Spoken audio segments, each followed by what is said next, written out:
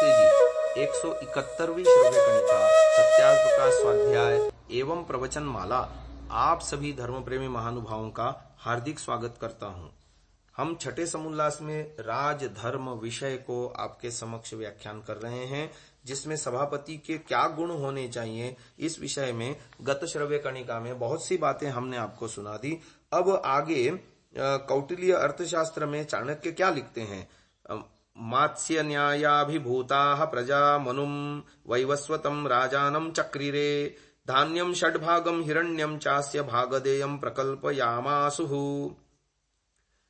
इस वृत्तांत के अनुसार राजा का कर्तव्य है कि वह समाज को धर्म यानी कानून के अनुसार व्यवस्थित करे, अपराधियों का दमन करे और प्रजा उसे निर्धारित कर दे। यहाँ एक बात ध्यान रखने की है कि प्रजा ने राजा को मनमाने नियम बनाने का अधिकार नहीं दिया। यह अधिकार उसने अपने लिए सुरक्षित रखा। प्रजा द्वारा निर्मित नियमों का प्रजा द्वारा परिपालन कराने तक ही उसका अधिकार सीमित है।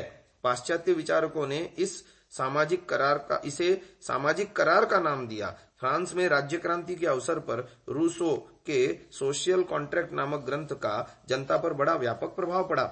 इस ग्रंथ में प्रतिपादित प्रक्रिया के अनुसार अपनी सामूहिक सुविधा के लिए व्यक्ति अपने अधिकार समाज को देते हैं, फिर समाज अपने अधिकार राजा को देता है। इस प्रकार राजा का अधिकार समाज की सहमति पर निर्भर है। वास्तविक सत्ता जनता या प्रजा की है। प्रजा पहले है, राजा पीछे। राजा और प्रजा दोनों प्रतिज्ञाबद्ध हैं। यदि राजा अपने कर्तव्य का ठीक ठीक पालन नहीं करता तो प्रजा को अधिकार है कि वह उस राजा को न केवल राज्य से हटा दे अपितु उसके अपराध के लिए उसे दंडित करे। महाभारतांतर्गत आख्यायिका में वेन को मृत्युदंड दिए जाने का उल्लेख है। अन्य देशों में भी राजा इसी प्रकार दंड के भागी बनते रहे हैं और आज भी बनते हैं। सामाजिक करार यानी सोशल कॉन्ट्रैक्ट के सिद्धांत का वर्णन सबसे पहले अथर्ववेद में मिलता है, जहां राजा का आह्वान करते हुए प्रजाजन कहते हैं कि रक्षा चाहने वाले अवश्य वह हम लोग वयम आपको बुलाते हैं, हवामहे और करादि के द्वारा आपके भरण पोषण की प्रतिज्ञा करते हैं। त्वाम भरंतः राजा के 8 गुण उपर्युक्त इंद्रानील से महेंद्र प्रभावतः पर्यंत श्लोकों में भगवान मनु ने एक आदर्श राजा में अपेक्षित 8 गुणों का उल्लेख किया है। प्रस्तावना रूप इससे पहले श्लोक में भगवान मनु कहते हैं, राजके ही लोकेस्मिन् सर्वतो विद्रुते भयात् रक्षार्थमस्य सर्वस्य राजा नमस्सृजत् प्रभुः। इस श्लोक में राजा की आवश्यकता बतलाते हुए मनु कहते हैं कि राजा के बिना इस जगत में सब ओर भय के कारण व्याकुलता फैल जाने पर इस सब समाज और राज्य की सुरक्षा के लिए प्रभु ने राजा नाम से अभिहित विशिष्ट पुरुष को बनाया, अर्थात प्रजाजनों को राजा बनाने की प्रेरणा की। अगले श्लोक में चमत्कार पैदा करने के लिए अलंकार युक्त भाषा में बताया कि हे परमेश्वर ने शाश्वती ही मात्रा निहृत्य इनकी स्वाभाविक मात्राओं यानी गुणों के अंशों का सार लेकर राजा के व्यक्तित्व का निर्माण किया। च से पूर्व श्लोक के राजानम असृजत क्रियापद की अनुवृत्ति है। इन गुणों की व्याख्या इस प्रकार है। पहला है इंद्र, पहला गुण है इंद्र। जैसे इंद्र भरपूर वर्षा करके जगत को तृप्त करता है, वैसे राजा अपनी प्रजा को सुख की वर्षा से तृप्त करे, अर्थात उनको सब प्रकार की सुख सुविधाएं ऐश्वर्य प्रदान करके संतुष्ट करे। इति परमेश्वरीय भवादिगण की धातु से ऋज्रेन्द्राग्न वज्र उणादिकोश 228 सूत्र से रन प्रत्यय के योग से इंद्र शब्द सिद्ध होता है। इंदतेर वा ऐश्वर्य कर्मणः निरुक्त ऐश्वर्य प्रदाता होने से इंद्र कहलाता है। इसके पर्यायवाची रूप में महेंद्र शब्द का प्रयोग है। दूसरा गुण है राजा का वायु यानी अनिल। जैसे वायु सब प्राणियों स्थानों में प्रविष्ट होकर विचरण करता है, उसी प्रकार राजा को अपने गुप्तचरों द्वारा सर्वत्र प्रविष्ट होकर अपनी तथा शत्रु की सब बातों को जानकारी रखनी चाहिए। वा गतिगंधनयो हो अदादिगण की धातु क्री वा पाजी आदि उणादि सूत्र से उह प्रत्यय के योग से वायु शब्द सिद्ध होता है। वायुर्वातेर वर्तेर वा स्यात् गति कर्मणः ये निरुक्ति है, निरुक्त की, और मारुतः का प्रयोग है। अगला गुण है राजा का यम। तीसरा गुण है यम। परमेश्वर की नियंत्रक व मारक शक्ति। जैसे परमेश्वर कर्मफल का समय आने पर अपने पराये सबको धर्मपूर्वक अर्थात न्याय अनुसार दंडित करता या मारता है, उसी प्रकार राजा को भी अपराध करने पर अपने पराये का भेद न करके सबको समान रूप से दंड देना चाहिए और अपने वश में रखना चाहिए। मनुस्मृति में यम का पर्यायवाची धर्मराट ग्रहण किया है।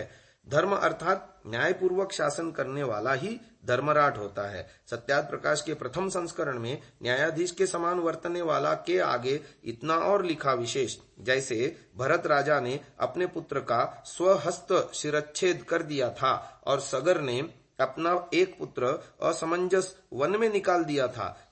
यह बात महाभारत में विस्तार से लिखी है कि जब अपने पुत्र का पक्षपात न किया तो औरों का कैसे करेंगे। प्रथम संस्करण में यम की व्याख्या में यह वाक्य बड़े महत्व का है। राजा भी धन की सदा रक्षा करे, जिससे राजा के ऊपर ऋण व दरिद्र कभी न होवे।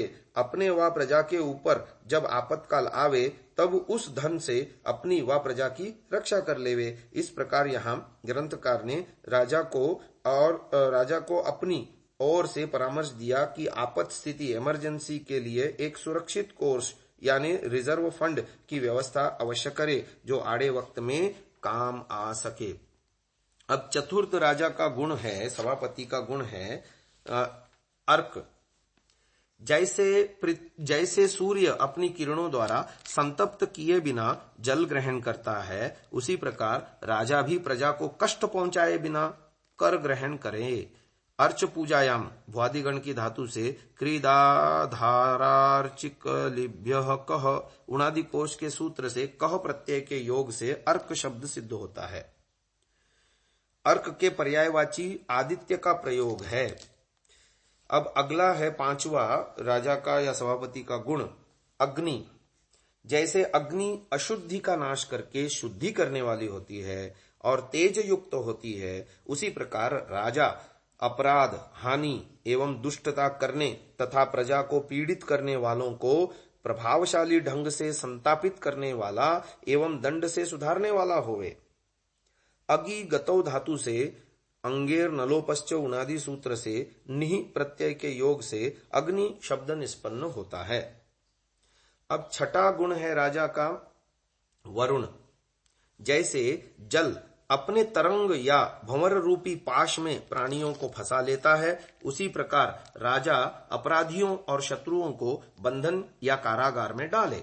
व्री वर्णे स्वादि धातु से क्रीवृदारिभ्य उनन उनादि सूत्र से उनन प्रत्यय से यह निष्पन्न हो गया वरुण।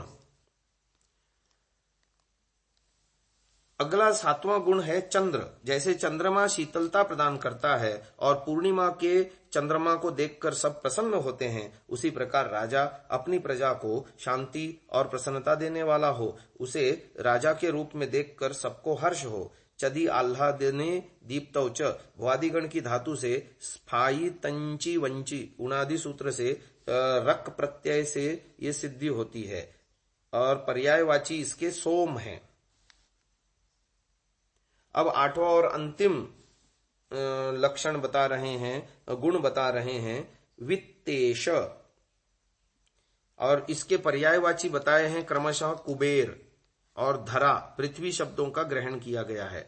जैसे धरती तथा धनेश परमेश्वर समान भाव से सब प्राणियों का पोषण करते हैं, उसी प्रकार पक्षपात रहित होकर राजा समान भाव से पुत्रवत सभी प्रजा का पालन करे। मनुस्मृति में राजा के अग्नि आदि होने का हेतु जो दिया है उसको हम अगली श्रव्य कणिका में आपके समक्ष रखेंगे। अभी के लिए इतना ही। ओम।